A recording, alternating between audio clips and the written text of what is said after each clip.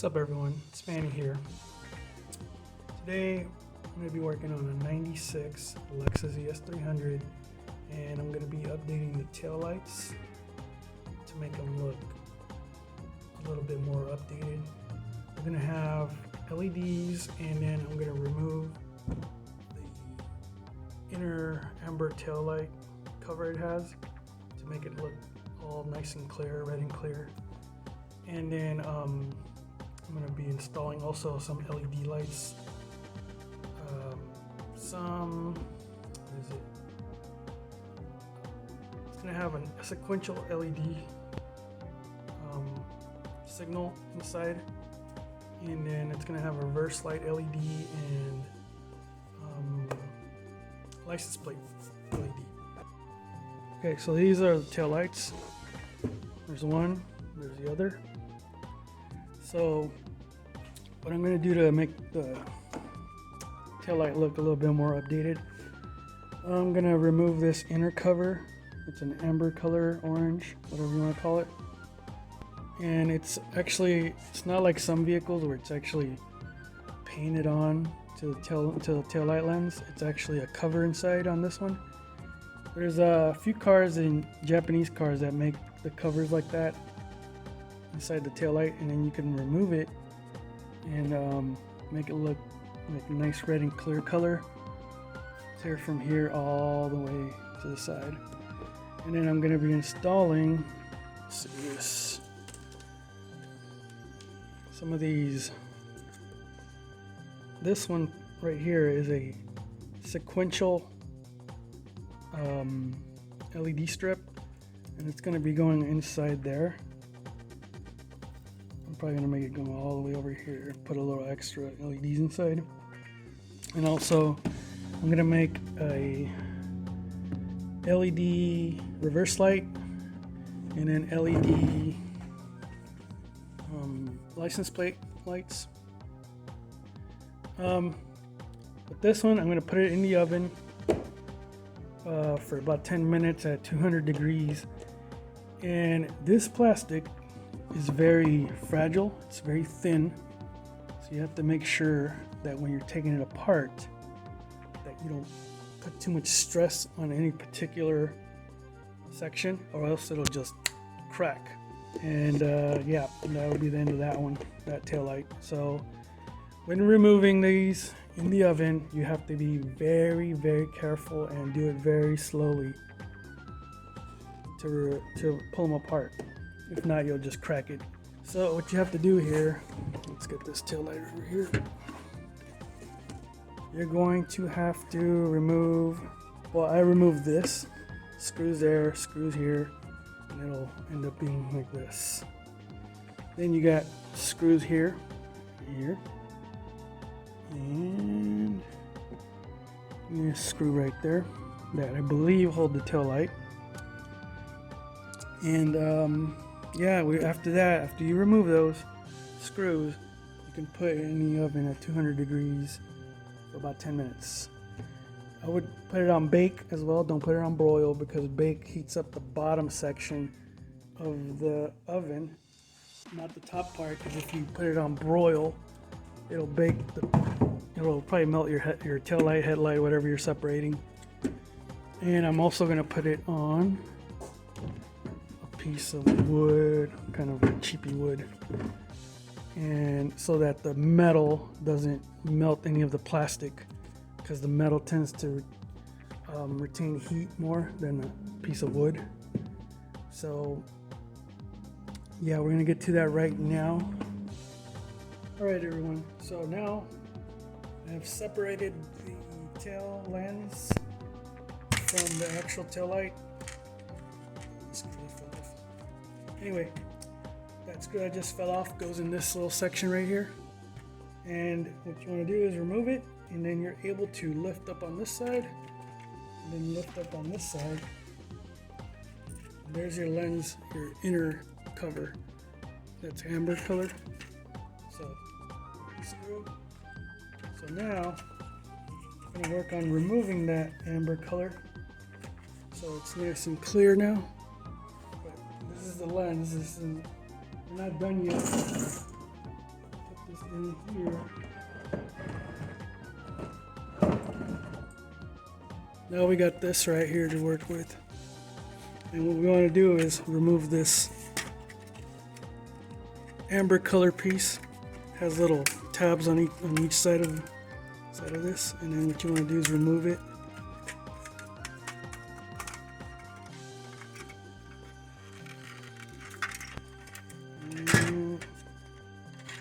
Just the rear cover. Now we want to remove this inner cover. It looks like it's held on as well by the tabs. There you go, right there.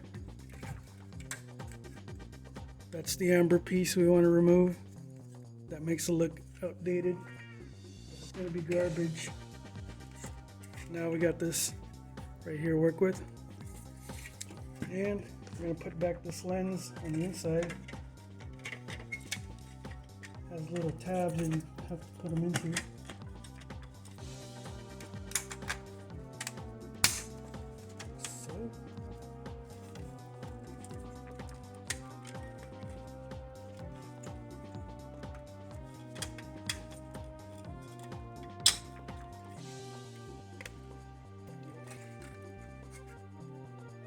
So that's the clear lens we're gonna put back into the tail light, and it should look about something like this. It's just to fit it. See how it fits inside, how it looks. Fitting it back on. Boom. You guys see that? That's a nice red and clear lens right there.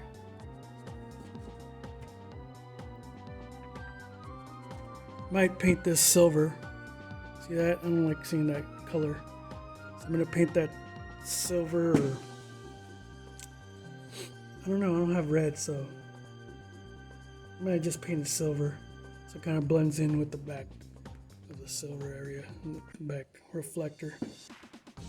But that way it doesn't show any amber, because it has a little bit of orange amber color right here, and we don't want to see that. It's ugly. So, but you get the idea. That's what it looks like. That's what it's gonna look like. And then soon I'm gonna install the LEDs, so it has the nice sequential LEDs, the reverse LEDs, and then the license plate LEDs. But yeah, that's what it looks like. It's gonna look good, I think. Let's carry on.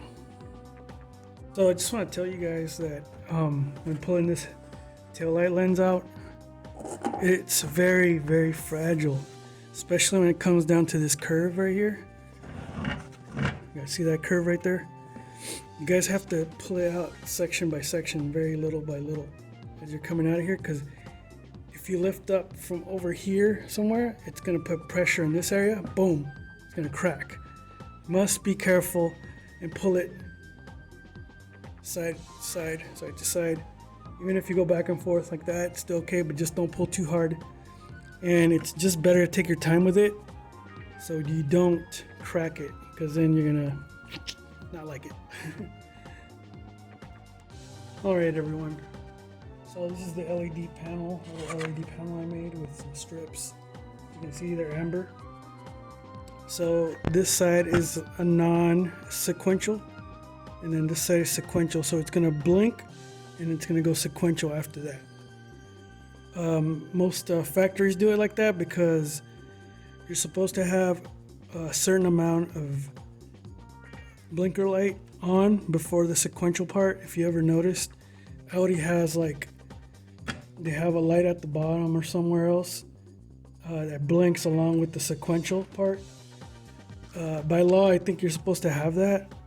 So what I did in this one, I had this whole panel blink right here, this side, and then it continues off with this one as sequential. So it makes it legal or whatever, you know. And what I did is I used the original bulb that I had, and I marked it with little negative and positive side. I checked it with a test light to see which one's which. And then I soldered on the wires to the little leads. I had to break the bulb with a little rubber mallet. By the way, wear some safety glasses if you do that, and kind of turn your head or something in case you don't want to get shards in your face. Anyway, so I soldered that on, as you can see right here, negative and positive. And I'm gonna just put this other piece of shrink tube over it to keep it intact like that with the bulb, so it doesn't break off the wire or anything. Keeps it insulated from anything so it doesn't short out.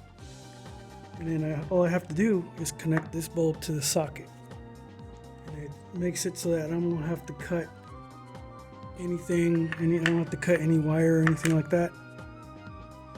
Yep, so I'm gonna put that on, and then apart from that as well, so this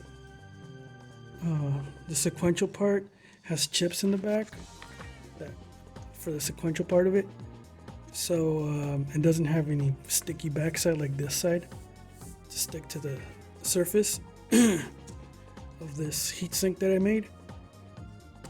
So I used hot glue on this section, as you can see right there, and that should be enough to hold it. And as you guys can see right there, this little panel right here, it's just an aluminum piece that I cut from like a sign. I think it was a like private property sign, and I sanded off the paint and stuff, as you guys can see here, and then I put actual heat sinks on it. So it's gonna go in like this somehow, with the socket going into here, something like that. I don't know how I'm gonna put it on yet, but we'll figure it out. And yeah, so it's gonna have the socket coming out to the back like this. So, I mean, the connection part that goes into the socket right there. And once you turn it, it'll go in and then put in the socket. This is one of the taillights. This is the other taillight. And this is what it looks like from back. This is the little bulb section that goes into the socket. So I made it so that it's just plug and play. And then once the socket's in, it's gonna go, both of them are gonna go in there, like so. And they'll sit inside. So now it's got the sequential turn signal, LED turn signal, and reverse, LED reverse light as well. And this is the only way, if you guys want a red and clear on the 96 Lexus ES or mid 90s Lexus ES, you guys are gonna have to do this. They don't sell any red and clear that I know of, and I've tried looking for some, but no luck with those. So if you guys want red and clear, you guys are gonna have to do it this way. Remove the amber inner cover inside, and then of course you're gonna have to open it. And when you guys open it, you guys have to be careful not to break it because it's very fragile plastic in the back. Alright, so I'm gonna install these now, so we're gonna get to that now. Alright everybody, this is the finished product right here. It's all installed and everything. You guys probably can't see it on the camera, but you can see it. You can see the sequential turn signals. Came out pretty good. And it's got the LED, it's like high-powered LED license plate lights. Not really bulbs because they're like a chip or whatever. And you go right there. And let me turn on the reverse lights. Alright, these are reverse lights. Pretty strong actually. Pretty powerful. You can see everything in the back. Looks pretty good actually. Give me a thumbs up if you guys like it. I can bring you guys more videos of this kind, kind of like retrofitting things and stuff like that, and I don't know, just give you guys some ideas of what I I think of. Yeah, so just hit me a like, and if you guys want to let me know what you think, hopefully it's positive stuff. But you guys take care, okay? Thanks.